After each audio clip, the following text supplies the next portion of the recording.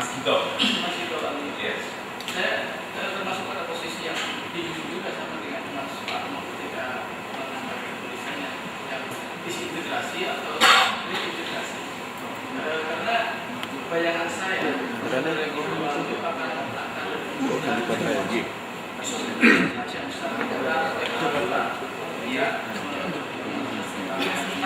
Banten, Agus Jaya, Oto Jaya, atau upah-upah yang kemudian segera diimplementasikan pada konteks yang lebih tajam, yaitu pada sintesa upah-upah itu sendiri. Nah, itu yang tidak saya boleh. Kemudian cukup lumrah ketika satu teritori dieliminasi, kemudian euforia untuk menunjukkan identitas yang Banten dan provinsi yang si Indonesia. Pertanyaan dari Bapak Imam Muhajir. Ya. Bagaimana dengan realitas perkembangan seni kontemporer sekarang?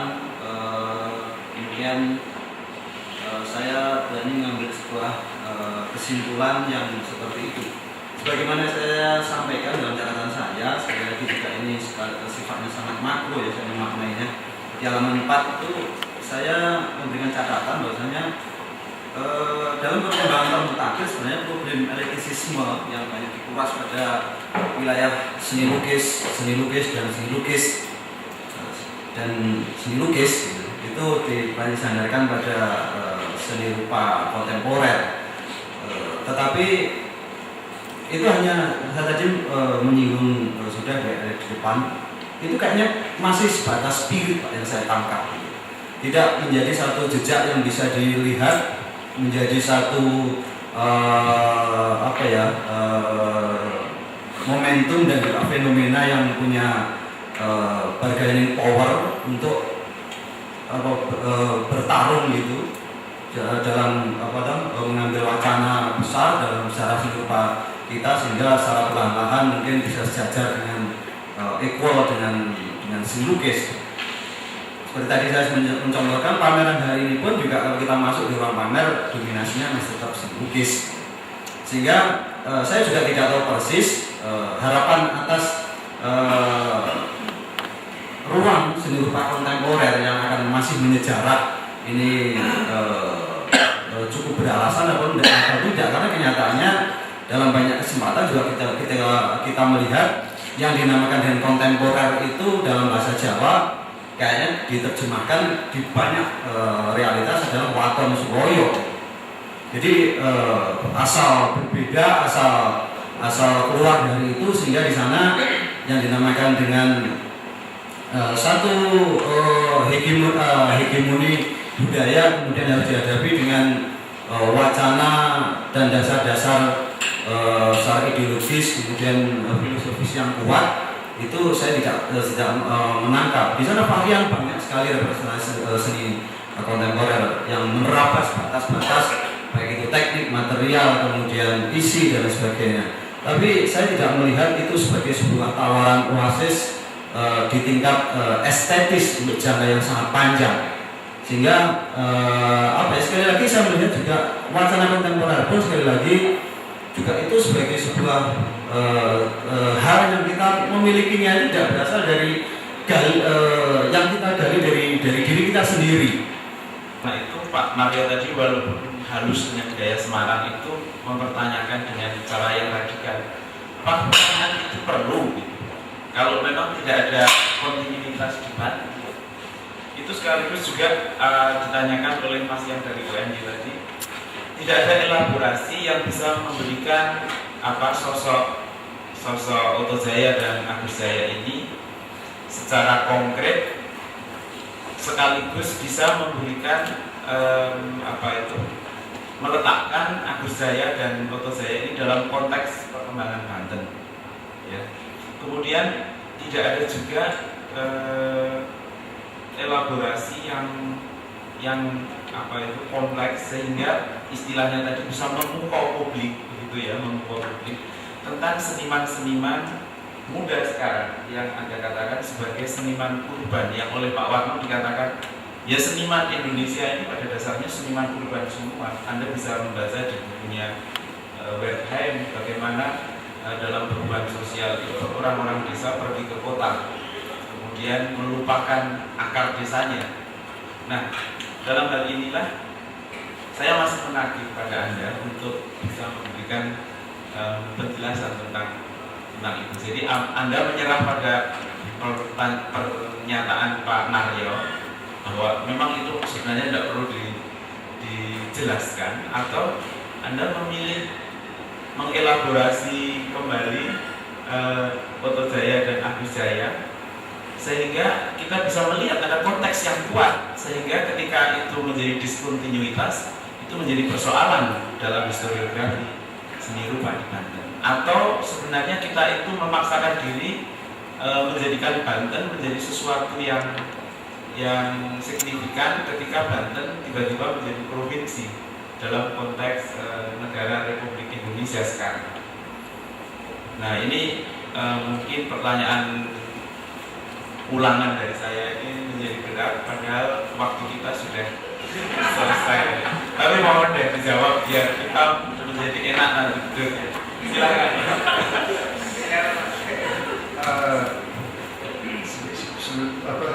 Seni rupa Banten kalau melihat konteks sekarang lebih ke tadi sekarang itu pengaruh Oto Jaya yang ada di sana, ada menemukan pengaruh Hendra Gunawan pada karya rupa di Banten yang dibawa oleh Dr. Sasmita, dan Dr. Sasmita menyebarkan lagi gaya kepaduan antara Hendra Gunawan dan Dr. Sasmita. Dan sesi yang sangat padat, dan kita ternyata walaupun sudah agak-agak loyo tapi melampauinya dengan sangat intensif. Saya sebagai moderator merasa itu. Nah, untuk itu Ibu dan Bapak sekalian, marilah kita beri aplaus pada para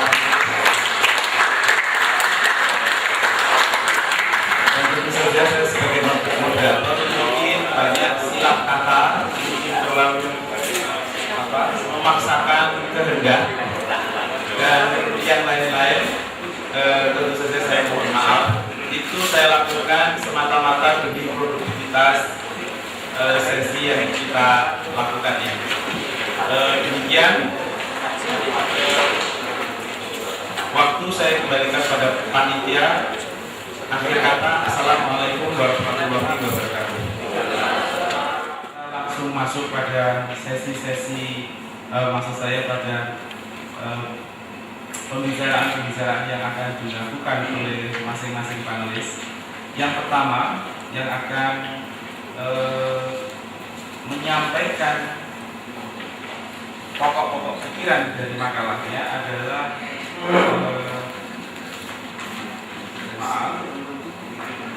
Mas Ibrahim, ya, Mas Ibrahim.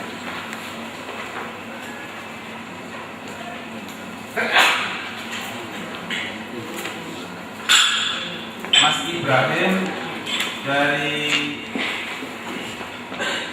Padang, ya, Mas Ibrahim dari Padang, ya. Mas Ibrahim ini pernah mengikuti proses pendidikan di pendidikan seni rupa UNP, ya, Universitas Negeri Padang. Kemudian setelah menyelesaikan jenjang studi S1-nya, dan Mas Ibrahim ini merupakan kurator di komunitas seni Belanak Padang. Kemudian juga mempunyai aktivitas lain yang terkait dengan berbagai pewacanaan di Padang dalam dunia seni rupa. Saya kira itu yang bisa kami sampaikan. Ada juga satu hal yang mungkin bisa saya sampaikan, bahwa Mas Ibrahim ini merupakan redaktur pelaksana buletin Kecimpung Seni, ya. dan budaya di komunitas seni. Ibu dan Bapak sekalian, kadang-kadang moderator menyampaikan hal seperti ini terasa klise, tetapi saya kira dalam forum yang semacam ini latar belakang seorang pembicara perlu disampaikan untuk sebelum saya dirasani lebih baik saya mengemukakan hal yang demikian juga. Saya kira itu penting. Jadi baik Ibu dan Bapak sekalian, saya persilahkan Mas Ibrahim untuk menyampaikan pokok-pokok pikiran dalam makalah yang berjudul Proses Apresiasi dan Penerimaan Karya. Saya persilahkan. Terima kasih. Sebelum saya mulai, mungkin ada yang ingin saya sampaikan bahwasannya yang saya tulis ini dan apa yang akan saya sampaikan nantinya itu adalah sesuatu yang sunat untuk bapak-bapak ibu ketahui, dan apa yang bapak-bapak ibu ketahui semuanya itu sepertinya wajib untuk saya ketahui. Kan boleh yang moderator ya? Boleh. Mengapa saya mengatakan demikian? Yang pertama adalah permasalahan yang saya apunkan dalam tulisan ini, atau bisa dikatakan adalah sebuah celoteh-celoteh kerumasan ya. Bahwasannya ini adalah sebuah permasalahan yang dilihat dari pucuknya Indonesia, yaitu adalah Sumatera Barat, khususnya di Padang.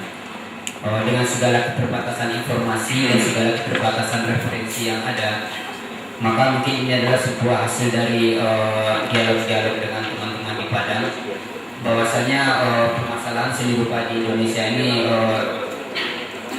ketika dilihat dari wilayah Kota Padang itu sebenarnya cukup membanggakan dan di sisi lain cukup mencemaskan.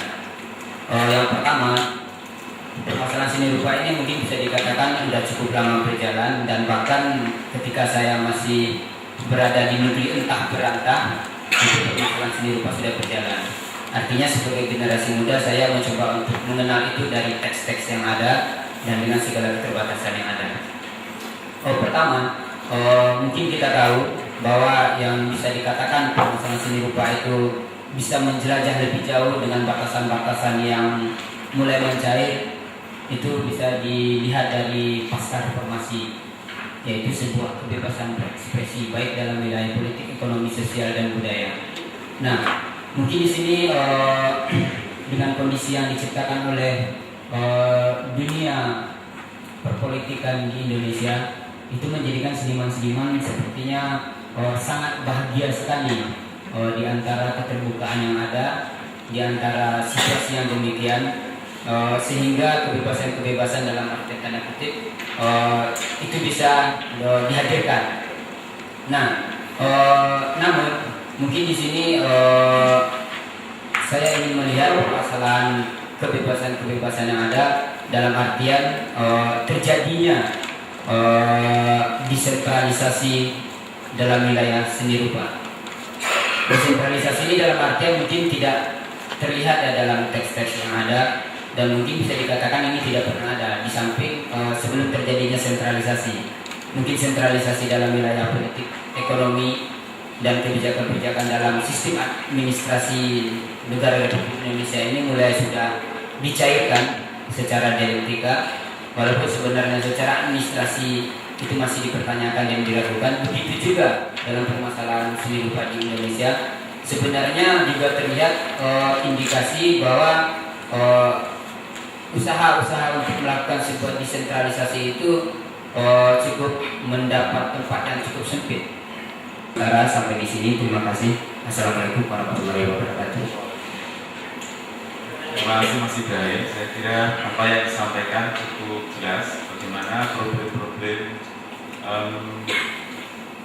desentralisasi kemudian memunculkan fenomena-fenomena yang paling aktual dalam hal ini, kemudian memberikan respon-respon yang kadang-kadang bersifat kontroversi di antara para pelaku dalam dunia seni rupa di Padang. Saya kira kita bisa melanjutkan pada presentasi yang kedua, yaitu dari Mas Tubagus Sarajati. Mas Tubagus Sarajati merupakan pengelola rumah seni Yaitu yang berdiri tahun 2005. Beliau ini cukup aktif dalam bidang penulisan di media massa dan juga banyak hadir dalam forum-forum seni rupa, baik yang bersifat seremonial sampai pada forum-forum seminar semacam ini. Beliau lahir di Semarang pada bulan Agustus tahun 54 dan menyelesaikan studinya di jurusan Sospol Universitas 17 Agustus Semarang. Beliau juga merupakan salah seorang anggota Asosiasi Jurnalis Indonesia di Semarang. Nah, dalam hal ini nanti Mas Tubagus akan mengungkapkan bagaimana dengan saya kira pengalaman sebagai jurnalis yang dilatar belakangi oleh pendidikan Sospolnya dan pekat dengan pergaulan di dunia seni rupanya akan memindai Semarang. Tentu saja yang dipindai ini bukan dunia lain, tentu saja dunia seni rupa yang dimaksudkan. Oleh karena itu saya persilahkan langsung pada Mas Tubagus Suara Jati untuk menyampaikan pokok-pokok pikiran yang ada dalam makalannya. Saya persilahkan. Terima kasih Pak Burhan. Selamat pagi Ibu-ibu dan bapak-bapak sekalian. Ada sedikit awal bahwa saya bukan lulusan dari Sospol Unpad, Ibu-ibu, tetapi saya kenal satu orang kawan yang saya ceritakan kepada Pak Agus Burhan. Jadi ini adalah karya salah tadi ini. Mohon maaf. Iya, itu menunjukkan bahwa latar belakang seseorang saya kira tidak terlalu berperan dalam konteks bahwa dia pekerjaannya atau apapun begitu. Saya tidak pernah punya pendidikan apapun tentang seni rupaan. Bahwa saya belajar fotografi, saya belajar seni rupa yang saya geluti sekarang ini hanya dari satu luka karya ke luka karya yang lain, kemudian dari satu seminar yang lain, kemudian dari mendengar dan melihat dan juga membaca. Itu saja yang saya lakukan. Bahwa saya menulis itu ya fotografi dan seni rupa. Bahwa saya anggota aliansi jurnalis independen Semarang itu ya. Saya juga nggak tahu kenapa kawan-kawan juga menerima saya di sana. Gitu. Saya kira ini satu anomali juga. Latar belakang pendidikan saya tidak khusus dengan seni rupa. Itu satu. Kedua, kerjaan saya selama 15 tahun adalah peternak babi. Jadi saya kira dalam konteks industri seni rupa kita, posisi saya adalah satu anomali gitu. Persis seperti seminar ini, saya kira ini juga satu seminar yang paradoks, anomali. Bagaimana kita bicara tentang mendinamisasi ketika orang-orang yang punya kekuasaan besar sekali mendinamisasi seluruh seni rupa kita hadir pada ruang ini. Juragan-juragan besar itu tidak ada di sini. Anda semua dan saya adalah orang-orang kecil yang ada di pinggiran yang tidak mampu semua menjadikan industri seni rupa. Maka ini juga satu anomali saya kira. Latar belakang itulah saya ingin, dan nanti dalam diskusi saya juga ingin Anda melihat subjektivitas saya seperti Anda semua menggugat murah, bagaimana dia sebagai pelaku dan sekarang dia sebagai peneliti. Saya lebih paham. Saya mendirikan rumah seni itu Agustus 2005. Itu artinya bahwa saya pelaku aktif sampai saat ini di dalam konteks industri seni rupa. Kemudian saya juga melakukan penulisan kritik seni rupa, kritik fotografi di media massa, dan tidak seorang pun kritikus atau kurator atau yang mengaku apapun di seni rupa melakukan penulisan sebanyak saya. Itu juga sangat memahami bagaimana satu perguruan tinggi di Semarang yang ada jurusan seni rupanya tidak berbicara sama sekali. Saya kira fakta itu juga ada di semua kota besar. Karena saya tidak punya latar belakang apapun, sehingga saya tidak punya beban sejarah apapun, maka saya masih tulus saja, saya jalan seperti apa adanya. Itu juga yang saya lihat, bahwa beban sejarah kota, ikon-ikon sejarah di kota manapun, ikon-ikon sejarah itu selalu ini diangkat oleh kawan-kawan semua, termasuk juga di Semarang, dengan catatan bahwa mudah-mudahan ikon itu bisa mengimbas kebesaran pada dunia seni rupa sekarang. Saya kira kalau itu latar belakangnya, RSD tidak akan muncul di nama ini. Anda tidak akan mendengar aktivitas apapun dari seni rupa, dari rumah seni itu. Saya tidak punya perasaan seperti itu. Maka itu saya menolak istilah gagasan 200 tahun Raden Saleh di Semarang. Saya menulis di Sorga tidak dimuat, ya karena para pelakunya mengingat itu ada. Persoalan seremonial itu di Banten, di Kota Manapun, di Kudus itu sama, punya beban sejarah. Bagaimana kota saya ini dulu punya sejarah demikian, sekarang tidak. Itu kan satu persoalan yang sama saja di mana. Termasuk jejaring, bagaimana satu kota dan kota lain di ujung dunia manapun, di ujung belahan kita di Indonesia selalu merasa saya kekurangan informasi, kekurangan apapun. Jejaring saya tidak terbentuk dengan baik, saya tidak bisa kemana-mana. Saya kira itu observasi di tempat kita. Juga dalam konteks mondial, ada dengan kemarin Pak Bambu mengatakan bahwa Indonesia tidak dipakai dimanapun. Itu artinya apa? Bahwa jejaring komunikasi informasi apapun itu menjadi satu kendala bagi kita semua. Kalau kita tidak ingin menerobos itu semua, kalau kita tidak ingin menunjukkan diri kita di depan siapapun, dan itu yang saya lakukan dengan RSI. Kemudian, nah ini subjektif itu ya, bahwa sekarang saya ingin melihat apa sih seni rupa di Semarang itu. Saya mulai belajar melukis tahun 78 itu di Pawiyatan Seni Rupa Semarang. Itu bentukan dari Sanggar Raden Saleh. Anda dengar bahwa tahun 70-an itu Sanggar Raden Saleh kan seolah menjadi ikon Semarang. Kalau Anda bicara tentang seni rupa saat itu, konteksnya adalah seni lukis, Anda tetap mengingat Raden Saleh, Sanggar Raden Saleh. Itu menjadi satu pawiyatan seni rupa Semarang, pawiyatan seni rupa Sanggar Raden Saleh. Saya belajar di situ tahun 78. Kawan yang satu angkatan dengan saya adalah A.S. Kurnia, kemudian Anto, Krisdianto yang kemudian belajar di ISI. Adik kelas saya ada Warsono itu, ada tentu saja Warsono itu satu angkatan dengan Mas Nindi itu kan salah. Seperti itulah kemudian saya ikut terlibat. Pameran terakhir saya di kelompok ada 85. Setelah itu saya sekolah lagi, sekolah kecil-kecilan. Kemudian saya bekerja, saya tak terlepas dari konteks seni rupa Semarang, tapi saya mengamati dari media massa. Kemudian itulah 2005 saya mendirikan Rumah Seni itu. Siapakah para perupa Semarang sekarang? Kalau Anda lihat semua di kota saya ini sama saja. Ada perupa yang tidak berlatar pendidikan sama sekali, kemudian ada perupa yang pernah mengenyam sekolah atau mereka bersekolah penuh. Gitu. Di Semarang pun demikian. Kelompok para perupa otodidak ini pun tidak homogen, mereka heterogen sekali. Ada kawan-kawan yang bekerja sungguh-sungguh di sana menjadi sebentuk seperti industri, mendapat pesanan dari mana-mana. Bahkan saya pernah mengirim 2 kontainer lukisan itu ke luar negeri.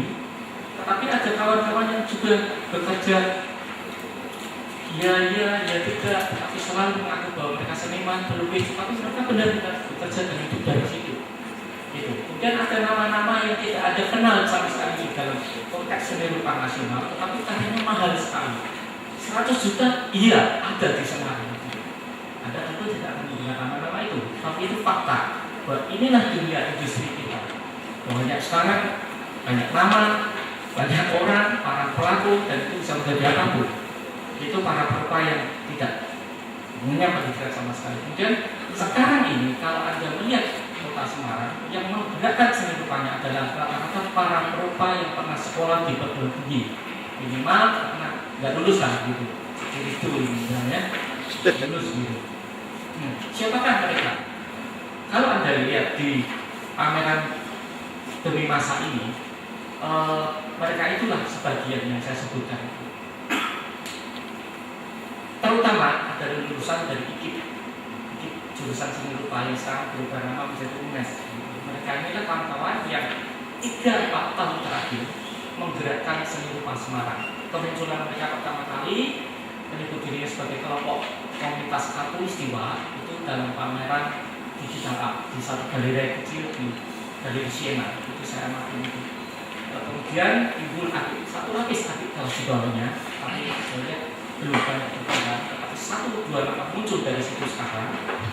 Kemudian yang menarik adalah ada satu lapis lagi di bawah, anak-anak muda seni rupa UNES yang masih belajar, yang kemudian mereka muncul dan karya-karya mereka itu dan workshop video ditayangkan di sana. Saya ingin menunjukkan bahwa atmosfer seni rupa di sana itu tidak jauh bedanya dengan kota lain, bahwa ada banyak materi, ada banyak visualisasi di sana. Kenapa begitu? Padahal kita tidak punya sejarah apapun ya. Sama, seni rupa Indonesia tidak punya sejarah apapun dengan sejarah dunia atau melompat jadi seperti sekarang. Itu juga terjadi juga di Semarang. Apakah itu mungkin terjadi di kota lain? Bisa juga. Saya kira seperti itu. Kemudian dari mana anak-anak muda itu muncul? Siapa yang menggerakkan itu muncul? Faktor galeri ruang menjadi peran yang dominan, terutama galeri Semarang. Itu ya. 6 tahun yang terakhir galeri Semarang menjadi satu stimulus bagi kawan-kawan perupa di Semarang. Tetapi 2 tahun sebelumnya atau 3 tahun sebelumnya berdiri satu galeri kecil yang disebut Galeri Siena. Itu dimiliki oleh seorang putri Jepara, menikah dengan orang asing begitu, mengelola satu rumah kontrakan. Dia senang, dia pernah melukis, lalu bukalah Galeri Siena itu. Pernah sampai 3 tahun kalau nggak salah. Yang namanya Lucia Harvini, Entang, Nurkolis itu pernah karya yang dipamerkan di sana. Itu menarik bahwa kawan saya ini dia punya pertemuan yang baik dengan kawan-kawan, dipercayai, kemudian terjadilah pameran-pameran seperti itu. Dan mulai dari Galeri Siena itulah diskusi dilancarkan. Tapi celakanya Siena ini muncul tidak pada saat yang tepat, ketika atmosfer kesempatan Semarang itu semacam kata berata. Kemudian muncullah Galeri Semarang dan itu menjadi tolak ukur sangat dominan. Kemudian kawan-kawan merasa bahwa ini satu bentuk ruang yang baru yang menawarkan seolah-olah inilah seni representasi dari yang terbaik di Indonesia, dan itu menjadi acuan kawan-kawan sebagian. Kemudian mereka seolah-olah berlomba untuk bagaimana bisa diterima di ruang-ruang seperti ini, di ruang di Galeri Semarang itu. Kemudian muncul 1-2 galeri lagi yang saat ini kabarnya juga nggak kelihatan. Ada yang disebut Galeri Kayangan, rumah seni Kayangan. Sekarang sudah berubah menjadi rumah tinggal. Kemudian ada yang disebut Galeri Joglo yang dikelola, yang dimiliki oleh almarhum Pak Ari, juga tidak jelas siapa pengelolanya dulu. Lalu ada yang disebut Galeri Proses Borobudur, dimiliki oleh seorang eksponen pengurus di KJT. 1 kali berproduksi, tidak ada kelihatan lagi. Kemudian ada lagi Galeri Gajah Mada, 3 kali produksi buku. Kemudian muncul lagi Galeri Bu Aktif. Sebenarnya pemiliknya sama dengan rumah seni Kayangan itu, satu rumah toko fashion, kemudian sekarang diubah menjadi Galeri Bu Aktif. Ini juga baik. Dan Bapak sekalian, saya kira Mas Rido akan juga mengungkapkan seni rupa Semarang ya, dalam konteks seni rupa Nusantara. Perlu saya kemukakan sedikit bahwa Mas Rido ini mempunyai latar belakang pendidikan di UNES Semarang, yaitu untuk jurusan Viskonvis, kemudian juga pernah di ASDI, Akademi Seni Desain Indonesia di Surakarta atau ASDI. Tapi belakangan kita bisa melihat bahwa aktivitas Mas Rido ini lebih banyak pada pameran-pameran seni rupa, dalam hal ini khususnya seni lukis, dan penggunaan media baru dalam seni rupa yang bisa ditandai secara signifikan adalah pada tahun 2006 kemarin. Mas Rido melakukan pameran tunggal dalam tajuk The Leading Conspiracy. Saya kira itu merupakan perkenalan singkat yang bisa saya kemukakan pada Anda sekalian. Selanjutnya saya persilahkan Mas Muhammad Rido Salafi atau Mas Rido untuk mengungkapkan pokok-pokok pikirannya yang ada dalam makalah yang pendek sebenarnya. Saya persilahkan. Terima kasih. Assalamualaikum warahmatullahi wabarakatuh. Mungkin saya langsung aja. Tadi paparan tentang Semarang sudah disampaikan oleh Pak Bagus Narjati. Tentang kondisi di Semarang yang terjadi sesuai dengan yang disampaikan oleh Pak Bagus tersebut. Di sini mungkin saya lebih fokus membicarakan yang sekarang sedang terjadi 1 tahun terakhir ini. Sebuah gerakan atau sebuah program yang terjadi sebagai respon dari seniman-seniman muda di Semarang karena melihat kondisi Semarang yang mereka nilai dalam kurun waktu 5 tahun atau lebih terkesan stagnan. Mereka juga